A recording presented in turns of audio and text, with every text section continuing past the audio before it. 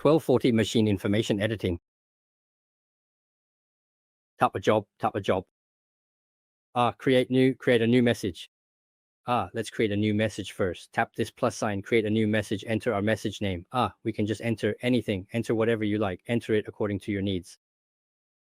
Press OK. The message name is created. Let's continue. Click confirm. Here we can add what we want to create, like fixed text, or click the plus sign. There's fixed text, date, time, etc. Recorder and also barcode. Let's take fixed text as an example. Click confirm. This is the default message. After we click on it, we can delete it. After deleting it, enter the message we need to create. Here you can switch the keyboard language, switch keyboard language, Chinese, Arabic, European languages, right? After we have created it, we click confirm. I click confirm. Okay, this message is now created. If we want to modify the size of this message, we select it, we must click on it and then click edit. Click here for fonts. We have fonts and we can modify the font size here. 16-matrix, 12-matrix, etc. all can be modified here. Okay, let's use the 12-matrix. This 12-dot, we'll use the 9-matrix. We select the 9-matrix and press confirm. Here we can see acceleration or flipping, etc., which can be modified here. Okay, this is without acceleration. You can accelerate by 1 time, 2 times, etc. You can adjust the acceleration here. In this phrase section, you can modify the font here, the font. Here you can, no need, the user field is not required. We click confirm. Okay, this has become a 9-matrix. It was originally a 12-matrix, and now it has become a 9-matrix. So how do we modify this frame, this aesthetic frame? I feel this frame is too big. I want to make it smaller because the larger the frame, our printing speed will decrease. It will be very slow. For this 9-matrix, the 9-matrix font, if we are editing a line of text, just one line, we choose the 9-matrix font. Then for this frame, we should try our best to choose one that is the same size or slightly larger, but don't make it excessively large. It's a 9-matrix, and right now I'm at 34-matrix. That's a bit too excessive. So how do we adjust this frame, the aesthetic frame size? We click on a blank space, click here and select downwards.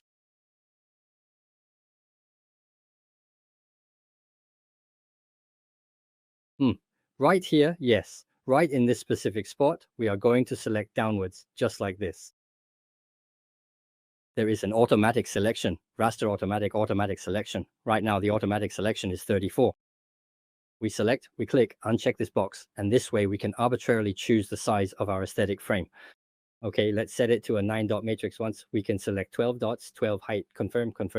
It becomes a 12-dot aesthetic frame. The aesthetic frame has now become 12.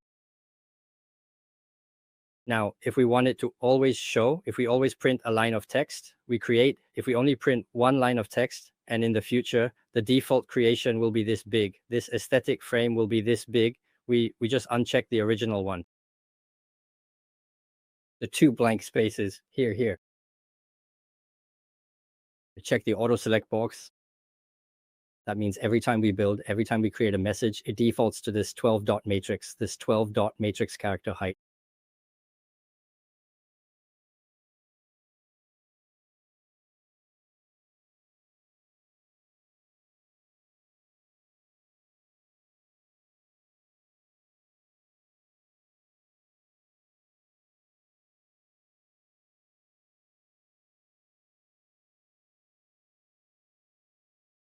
This is the aesthetic frame. Now, if we want to create 2 or 3 lines of text, we need to make this bigger. We have to enlarge it. Let's continue to change it to a 34-dot matrix, make it a bit bigger, 30-dot matrix height. Okay, now I'll create another message. We click the plus button to create a date. Confirm. All right, this date has been created. It's right here. Of course, if we want to modify its text, we can select it and click edit. The font size can be modified right here.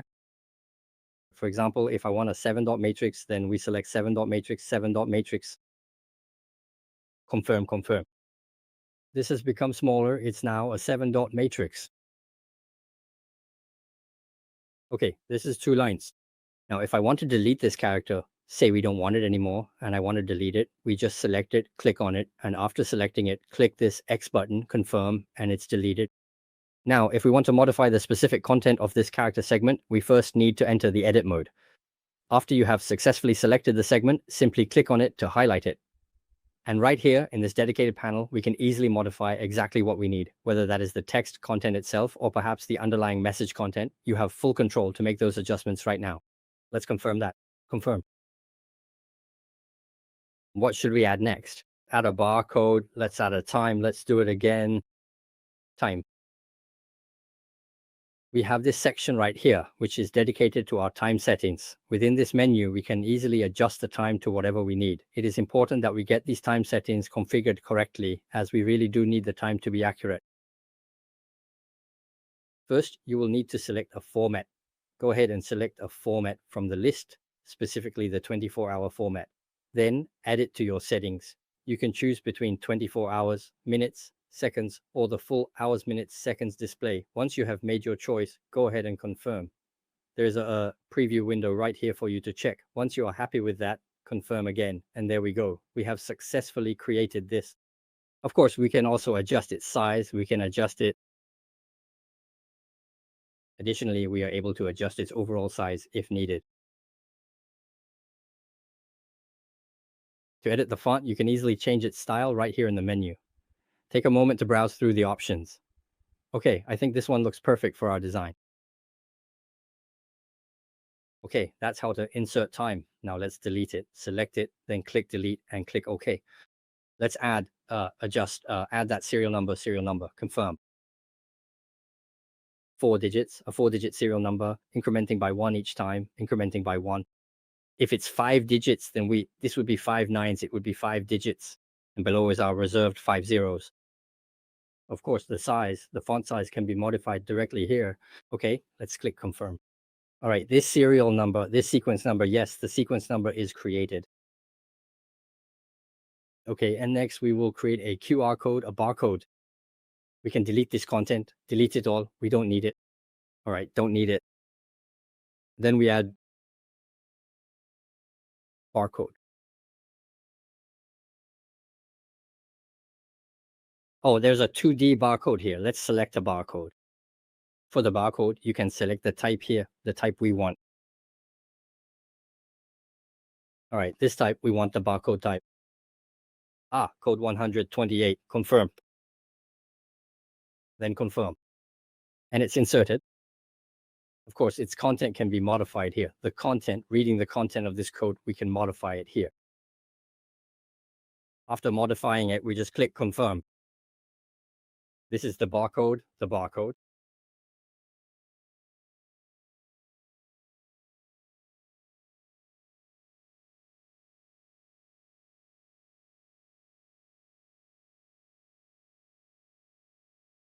If you want to add a frame, just add a frame behind the barcode. To add a frame, we select it like we just did and check this box. Just check the box.